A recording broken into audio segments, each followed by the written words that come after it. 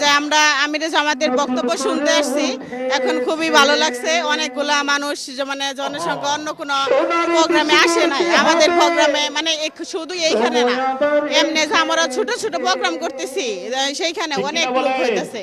আর আমরা যে ভোট চাইতে যাইতেছি মানে বাড়ি বাড়ি যাচ্ছি, সেইখানেও মানে অনেক আমরা সাড়া পাচ্ছি।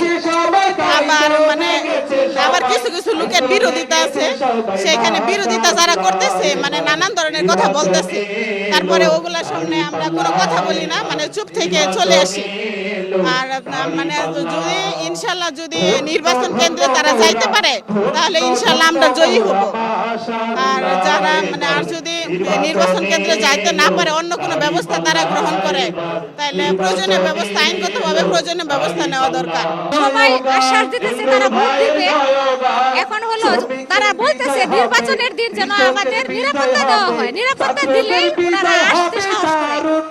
বলতেছে আপনারা নিরাপত্তা নিশ্চিত করেন, তাহলে আমরা কেন্দ্রে ভোট দিতে যাব।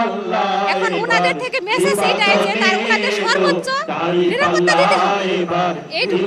এমনি সবার সারা পাচ্ছি আমরা, সবাই বলতেছে আলহামদুলিল্লাহ তারা ভোট দিবে, কিন্তু কেন্দ্রে সর্বোচ্চ নিরাপত্তা লাগবে। আমাদের নিজের ভোট প্রয়োগ করতে পারি নাই, কারণ আমরা কেন্দ্রে গিয়ে দেখেছি আমাদের ভোট অন্য কেউ দিয়ে ফেলেছে, আমাদেরকে কেন্দ্র ঢুকতে দেওয়া হয় না। ফ্যাসিস্ট সরকার যাওয়ার পরে আমরা আশা করছি, সন্ত্রাসী সরকার যাওয়ার পরে আমরা আশা রাখছি যে নির্ভয়ে আমরা ভোট কেন্দ্রে দিতে পারবো এবং নিজের ভোট আমরা প্রয়োগ করতে পারবো।